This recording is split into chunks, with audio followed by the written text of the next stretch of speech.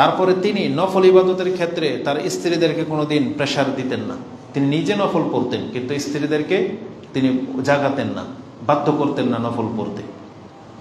কিন্তু সেই রাসূল সাল্লাল্লাহু আলাইহি ওয়াসাল্লাম তিনি এই 10 দিন তার নিয়মের খেলাফ করেছেন। সে 10 দিন তিনি সারা রাত জেগেছিলেন, আহিয়াল লাইলা।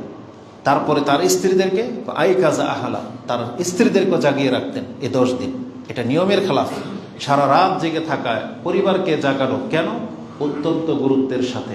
যখনই 10 রাত চলে আসতো, সাদ্দাল মেইজান, তিনি কাপড়কে বেঁধে নিতেন, মানে শক্ত করে ইবাদতে। যেই মুহাম্মদ সাল্লাল্লাহু আলাইহি ওয়াসাল্লাম তিনি তার ব্যক্তি জীবনে ইযা কানা মিনাল লাইল ইযা কামা মিনাল লাইল, আয়েশা রাদিয়াল্লাহু তাআলা আনহা বলতেছেন, তিনি জীবনের কোনো এক রাতে, মানে রাতে যখনই তিনি দাঁড়ান, হাত্তা তাতাফাত্তারা কাদামাহু, তার পা ফুলে বালিশের মতো ফুলে যেত, পানি জমে যেত।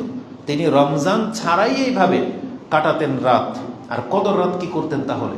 যে সাধারণ রাত্রে কখনো তিনি এমন লম্বা দাঁড়িয়ে থাকতেন আল্লাহর সামনে যে তার পা ফুলে যেত। আর তাহলে 10 রাত রাসূলুল্লাহ সাল্লাল্লাহু আলাইহি সাল্লাম কিভাবে কাটাতেন? তার একটা বর্ণনায় তো রয়েছে যে সাহাবায়ে কেরামরা বলেছেন যে আমাদেরকে নিয়ে রাসূলুল্লাহ সাল্লাল্লাহু আলাইহি সাল্লাম কয়েক রাত সালাত মসজিদে জামাত অবস্থায় আমরা আদায় করেছি। শেষের নামাজটা তিনি সাহাবায়ে কেরামরা বলেছেন আমাদের ভয় লেগে গেল যে আজকে মনে হয় আমরা সাহারি খেতে পারবো না। নামাজে দাঁড়িয়েছে সন্ধ্যা রাতে, তার মানে রাত 9টা 10টা 11টা ওই সময়ে। আর রাসূল সাল্লাল্লাহু আলাইহি সাল্লাম নামাজরত অবস্থায় সাহারি হয়ে গেছে। সাহারি পর্যন্ত তিনি এই নামাজই কন্টিনিউ করেছেন। তাহলে এটা ছিল রাসূলুল্লাহ সাল্লাল্লাহু আলাইহি সাল্লাম রাতের কিয়াম। এইভাবে তিনি এতটা মেহনত করতেন। আবু বকর রাদিয়াল্লাহু তাআলা আনহু সম্পর্কে বলা হয়েছে যে কানা আবু বকর ইউসাল্লি ফিল আশরিনা রমাদান কা সালাতুহু সাইরা সানা। আবু বকর রাদিয়াল্লাহু তাআলা আনহু তিনি 20 রাত পর্যন্ত ওইভাবে রাত জাগতেন, ওইভাবে রাতের ইবাদত করতেন বা কিয়াম করতেন যেভাবে তিনি সারা বছর করেন। সুবহানাল্লাহ। কিন্তু ইজা দাখালাল আশর, কিন্তু 10 দিন যখন চলে আসতো, শেষের 10 দিন, ইজতিহাদা, তিনি কঠোর মেহনত করতেন।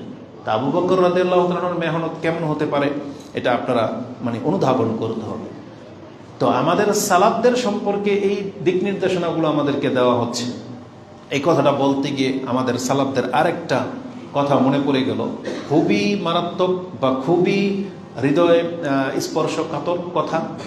আমাদের একজন সালাফ বলেছেন, কানা সালাফ, মানে আমাদের সৎ লোকেরা, পূর্বের সৎ লোকেরা, ইয়াহদারুনা ফালাতাতিল লিসান বিগাইরি সাওমিহিম, আমাদের সালাফগণ সৎ লোকেরা তাদের জবানকে হেফাজত করতেন, যদিও তারা সিয়াম অবস্থায় নেই, সর্ব অবস্থায়, মানে সিয়াম রাখা অবস্থায় না, সাধারণ অবস্থাতেই ইয়াহদারুনা ফালাতাতিল লিসান, তারা তাদের জবানের আলফাল ব্যবহার থেকে বিরত থাকতেন। ফাকাইফা বিহিম ইযা সামু, তাহলে আমাদের সেই সৎ লোকদের জীবন কেমন হতো যখন তারা সিয়াম রেখে নিত। তার মানে যেই ব্যক্তিটা সিয়াম ছাড়াই অকথ্য ভাষা ব্যবহার করে না, সিয়াম ছাড়াই জবানকে আলফাল কাজে ব্যবহার করে না, গীবত তো দূরের কথা, তার জবান দিয়ে ঠাট্টা মস্কারি টিটকারি গান বাজনা এগুলো তাদের জবান দিয়ে বের হতো না, তারা এগুলো থেকে বেঁচে থাকতেন, অথচ তিনি সিয়াম অবস্থায় নাই। তো বলতেছে যে তিনি আশ্চর্য হয়ে বলতেছেন যার চরিত্র এমন, তো কাইফা বিহিম ইযা সামু, তাহলে এই লোকটা যদি সিয়াম রেখে নিত তখন তিনি কি করতেন, কি উত্তম চরিত্র হয়ে যেত তার। কিন্তু আমরা এটা কি কোনোদিন ফিল করেছি? আমরা ফিল করিনি, কারণ আমরা সিয়াম রেখেও ওই বদমেজাজি আমাদের দ্বারা হয়ে যায় যেটা সাধারণ অবস্থায় আমরা করে থাকি। তার মানে এগুলো আমাদের রক্তের সাথে মিশে গেছে, আমাদের রিজিকের সাথে মিশে গেছে যে আমি আল্লাহর নাফরমানি করব। এই কথাটা বলতে গেলে ওই আয়াতটা প্রায় আমার মাথায় চলে আসে। আল্লাহ কাফেরদের সম্পর্কে বলেছিল সূরা ওয়াকিয়া, হ্যাঁ সম্ভবত সূরা ওয়াকিয়ার মধ্যে আছে। আল্লাহ বলছেন যে ওয়াতাজআলুনা রিজকাকুম আন্নাকুম তুকাজ্জিবুন, তোমরা আল্লাহর কথাকে মিথ্যা বানাইবা, এটা কি তোমরা রিজিক হিসেবে নিয়ে নিছো? মানে রিজিক বুঝেন তো, সবকিছু লিখিত না। রিজিক মানে কি? জন্ম থেকে মৃত্যু পর্যন্ত যা কিছু আপনার সাথে ঘটবে এটা লিখিত। তা আল্লাহ কাফেরদেরকে বলতেছে, তো তোমরা কি এটাকে রিজিক হিসেবে নিছো যে ঈমান আনবাই না? মানে একটা আমাদের বলিনোর সময় তুই কি এটা কি মানে বাচ্চাদের কোনো সব বলি, মানে তোর কি এটাই তোর মানে চূড়ান্ত ইচ্ছা, তুই এটাই করবি বা এমনই থাকবি, তুই ভালো হবি না? তা আল্লাহ ঠিক এইভাবে বলেছেন। আমাদেরও বহু মুসলিম আছে, আমরা কথা তো শুনতেছি কোরআন সুন্নাহর, কিন্তু কেন যেন চরিত্রকে চেঞ্জ করার কোনো চিন্তাই আমরা নেই না। ওই যাদেরকে আমরা ঠকাচ্ছি, মিথ্যা বলতেছি তো বলতেছি, চুরি করতেছি তো করতেছি, সুদ খাচ্ছি তো খাচ্ছি, মানে কেন যে আমাদের মধ্যে পরিবর্তনটাই আসতেছে না, এটা মানে খুব আশ্চর্যজনক। কেন যেন মনে হচ্ছে ওই আয়াতি যে আফা আতাজআলুনা রিজকাকুম আন্নাকুম তুকাজ্জিবুন, যে তোমরা এটাকে রিজিক হিসাবে নিয়েছো, যে তোমরা মিথ্যাই প্রতিপন্ন করবে পরকালকে, আল্লাহকে, বিচারকে, মানে এটা রিজিক হিসাবে আমরা নিয়েছি। যে আমরা বাঙালি জাতি দুর্নীতিবাজ, মানে এটা আমাদের রিজিক, এটা আমাদের চরিত্র, এটা আমার মানে ক্রেডিট, মানে এটা আমাদের মানে গুণ, বাঙালির গুণ এটা, মানে মানুষের এটা থাকতে হয় না। যেন আমরা মাঝে মাঝে খুঁজি, বিভিন্ন জায়গার বিভিন্ন খাদ্য পাওয়া যায়, টাঙ্গাইলের এটা, কুমিল্লার এটা, ওই বগুড়ার এটা, আমি মাঝে মাঝে খুঁজি, নারায়ণগঞ্জের কি আছে, কিছুই নেই। তো এই জন্য আপনাদেরকে তেমন কিছু খাওয়াইতে পারি না, কারণ নারায়ণগঞ্জে কিছুই নেই উল্লেখযোগ্য। তো ঠিক বাঙালিদের মধ্যে ওই যে ওই রকম কি আছে উল্লেখযোগ্য, কি যদি আপনি খোঁজেন, যেমন আমাদের সাবেক মানে যিনি প্রধান ছিলেন ডক্টর ইউনূস, উনি একটা কথা দেখছি, নাকি এটা এডিট করা নাকি কোনো কাটছাট, বলতেছে যে বাঙালি একটা জায়গাতে 1 নম্বরে পৌঁছেছে, বলছে একটা জায়গাতে বাঙালি প্রথম একবারে 1 নম্বরে পৌঁছেছে, সেটা কি বলছে? দুর্নীতি। বুঝলেন তো কথাটা তো বাস্তব। মানে মিথ্যার ক্ষেত্রে বাঙালি, চুরি চামারির ক্ষেত্রে বাঙালি, ওই নোংরামি করার ক্ষেত্রে বাঙালি, যত রকমের নোংরামি আছে, একবার ঘর থেকে নিয়ে রাজপথ পর্যন্ত আপনি দেখেন সব জায়গায় নোংরামি। ও যেমন থুথা করে ঘরের ভিতরে, ও থুথা করবে রাস্তাঘাট, কোথায় ফেলতে হবে, আদব কি, কিভাবে এটাকে মেনটেন করতে হয়, কোনো ধার ধারণা। একবার এটা আমাদের ভিতরগত কথা বললাম আপনাকে। বাঙালি জাতিটাই যেন কেমন নোংরা, মানে ও পবিত্রতা, সৌন্দর্যতা মনে হয় শিখেই নেই। তো না হলে কেন আমরা এত লাঞ্ছিত জাতি, যেখানে আমাদের কিতাব বলতেছে যে রাস্তা থেকে একটা কষ্টদায়ক বস্তু তুলে ফেলে দিলে এটা তার আমলনামার মধ্যে সাদাকা লিখে দেওয়া হবে, এটা জ্ঞান দেওয়া হয়েছে। তখন মনে হয় আসলে আল্লাহ সুবহানাহু ওয়া তাআলা এই জ্ঞান এই জাতিকে কেন দিল? কারণ এই জাতির মধ্যে এই ত্রুটিটা আছে। কারণ যেখানে যে ভুলটা ছিল মানুষের, ওটারও প্রেক্ষিতেই কিন্তু ইসলাম নাজিল হয়েছে। আজকে মুসলিম জাতির মধ্যে নোংরামি আছে বিধায় আল্লাহ প্রথম পবিত্রতা দিয়ে শুরু করেছেন, রাস্তাঘাট পরিষ্কার করতে বলেছেন, জামা কাপড় পরিষ্কার করতে বলেছেন, কারণ এদের মধ্যে নোংরামিটা আছে। কিন্তু যারা শুধরেছেন তো শুধরে নিছেন, আর বাকিরা এইভাবেই জীবন পালন করতেছেন। এমনটা কেন হবে? মানুষকে তো উন্নত হইতে হয়, চিন্তার মধ্যে উন্নত লাগবে, কিন্তু আমাদের মধ্যে সেগুলো আসতেছে না। না, এটা হওয়ার না। আমাদেরকে পরিবর্তনের চিন্তা নিয়ে আসতে হবে, আমাদেরকে আল্লাহ সুবহানাহু ওয়া তাআলার দিকে ফিরে আসতে হবে। আল্লাহ সুবহানাহু ওয়া তাআলা বলেছেন ফাফিরু ইলাল্লাহ, তোমরা আল্লাহর দিকে ফিরো। আর আপনারা জেনে নেন পৃথিবীর বয়স যে শেষ হয়ে যাচ্ছে, আর আল্লাহ সুবহানাহু ওয়া তাআলার এটা একটা কৌশল যে আল্লাহ সুবহানাহু ওয়া তাআলা বলেছেন আমি প্রত্যেকটা জনপদকে কিয়ামতের আগে ধরব, প্রত্যেকটা জনপদকে। বেশি দিন শান্তি টিকে থাকবে না। আজকে আরবদের গালফের এই জীবন, উন্নত জীবন দেখে আমরা ধোঁকা খেয়ে যাই। তারা পেট্রোলের উপরে পুরাটা মানে মানে জীবনটাকে গড়ে নিয়েছে। কিন্তু দেখেন এই যে যদি এই যুদ্ধ লেগে যায় বা কিছু একটা হয়, এগুলো সব তছনছ হয়ে যাবে। এই সমস্ত ভোগবিলাসী জীবন তছনছ হয়ে যাবে। তখন আর হায় আফসোস করে কোনো কাজে হবে না। তবে এটা আল্লাহর ওয়াদা যে আল্লাহ ধরবে, প্রত্যেকটা মুসলিম রাষ্ট্রকেও ধরবে। তারপরে গিয়ে একটা সময় গিয়ে আল্লাহ সুবহানাহু ওয়া তাআলা পৃথিবীকে হালাক করে দেবেন। তার মানে আমাদের যে আরাম আয়েশ বা আমরা যেই উন্নত চিন্তা নিয়ে বাঁচি যে আমি খায়েশাতের মধ্যে ডুবে থাকবো, সেই সময় হয়তো আমরা আর পাবো না। এটা হচ্ছে আমাদের মতো স্বপ্নের মতো। যেমন আমরা একটা স্বপ্ন দেখতেছি, বিশেষ করে আমি যে প্রয়োজনে একটা গাড়ি কিনবো বা লাগবে, স্বপ্ন দেখি প্রতিনিয়তই, কিন্তু যখন দেখি তেলই নেই, বলছে তেলই বিলে বন্ধ হয়ে যাবে, তখন আমাদের আর গাড়ি কিনা কোনোদিন হবে না। তা আমাদের মুসলিমরা যারা জীবনটাকে একবারে পানির সাথে ভাসিয়ে দিয়েছেন, আপনি জেনে নেন আমাদের এই স্বপ্ন স্বপ্নই থেকে যাবে। এইটা দুনিয়াকে আপনি জান্নাত আর বানাইতে পারবেন না। এই জন্য আমাদেরকে যেই জান্নাত আল্লাহ প্রস্তুত করে রেখেছেন, আমাদেরকে সেটাকে গুরুত্ব দিতে হবে।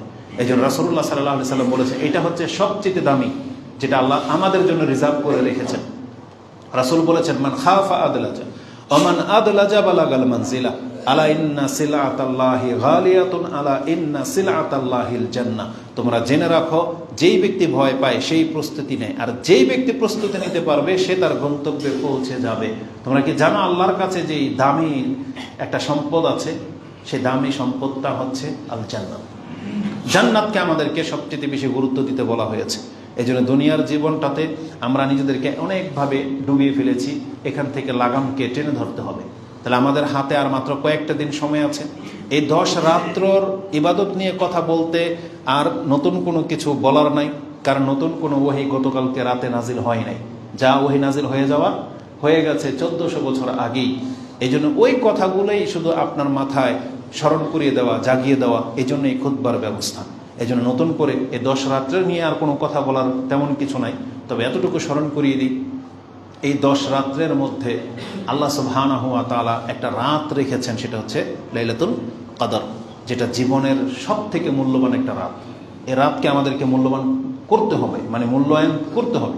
রাসূলুল্লাহ সাল্লাল্লাহু আলাইহি ওয়াসাল্লাম এই রাত সম্পর্কে আমাদেরকে জানিয়েছেন।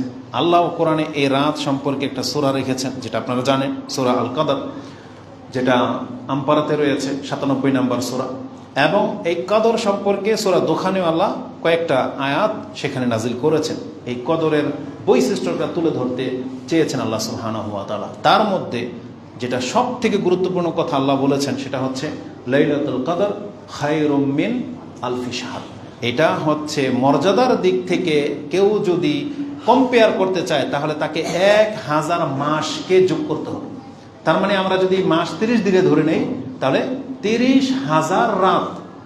একজন ব্যক্তি 30,000 রাত জেগে যে ইবাদত করে যে নেকিটা জমা করবে, আল্লাহ বলেছেন কোন ব্যক্তি যদি কদরের রাত্রের ইবাদতে যোগ্য হয়ে যায়, তৌফিক পেয়ে যায়, তাহলে এই এক রাত্রের ইবাদতে তার আমল নামায় যা জমবে, তা 30,000 রাতের ইবাদত দিয়েও সেটা পুরো হবে না।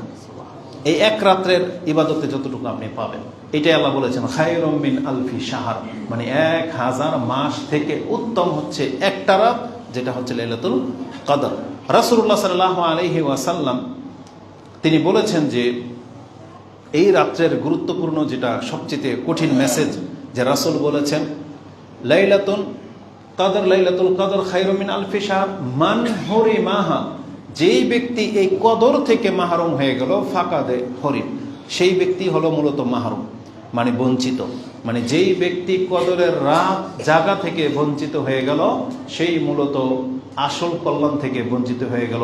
এবং রাসূল বলেছেন ওয়ালা ইয়াহরুমু কুল্লাল মাহরুম, একমাত্র বঞ্চিতরা ছাড়া এ রাত থেকে কেউ মাহরুম হবে না। তার মানে নিজেকে আমরা যেন বঞ্চিত না করি, আমরা যেন মাহরুম না করি, আমরা যেন নিজেদেরকে অপারগ না করি, এজন্য আমাদেরকে সতর্ক করা হয়েছে। মুহাম্মদুর রাসূলুল্লাহ সাল্লাল্লাহু আলাইহি ওয়াসাল্লামের সুন্নাহকে যদি আপনি ফলো করেন, তাহলে দেখেন তিনি এই কদরকে হাসিল করার জন্য কি করেছেন, যাতে তারা ছুটে না যায়। অথচ তিনি আল্লাহর রাসূল, তিনি খোঁজার জন্য প্রথমে যেই বছরে কদরের ঘোষণা হয়েছে, সেই বছর তিনি প্রথম 10 রাত জেগেছেন, প্রত্যাশা করেছেন। তাকে জানানো হয়েছে না আরো সামনে, তিনি আবার 20 রাত জাগলেন, তাও বলা হয়েছে যে না সামনে, চূড়ান্ত তাকে জানিয়ে দেওয়া হয়েছে। তার মানে মূলত এটা তার উম্মতের জন্য সহজ করা হয়েছে, যে আপনার উম্মাহ পুরা 1 মাস রাত জেগে থাকতে পারবে না, যেটা রাসূল করেছিলেন। আল্লাহ চাইলে তাকে নাও জানাইতে পারতেন যে রমজান মাসে কদর হবে, যথেষ্ট ছিল। কিন্তু রাসূলুল্লাহ সাল্লাল্লাহু আলাইহি সাল্লামকে সর্বশেষ জানানো হয়েছে যে কদর মূলত শেষ 10 রাত্রে রয়েছে। আয়েশা রাদিয়াল্লাহু তাআলা তিনি বলেন,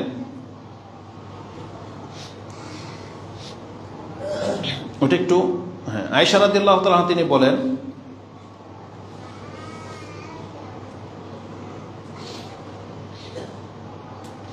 কানা রাসূল সাল্লাল্লাহু আলাইহি ওয়াসাল্লাম ইউজাওয়িরু ফিল আশরিল আওয়াখির মিন রমাদান ওয়া ইয়াকুল তাহাররাউ লাইলাতুল কদর ফিল আশরিল আওয়াখির মিন রমাদান। রাসূলুল্লাহ সাল্লাল্লাহু আলাইহি ওয়াসাল্লাম তিনি কদরের জন্য শেষ 10 রাতকে বেছে নিয়েছিলেন এবং বলেছেন তোমরাও রমজানের শেষ দশকে কদর তালাশ করো। এটা রাসূলুল্লাহ সাল্লাল্লাহু আলাইহি সাল্লাম থেকে আমাদের জন্য সহজ করা হয়েছে। এই কদর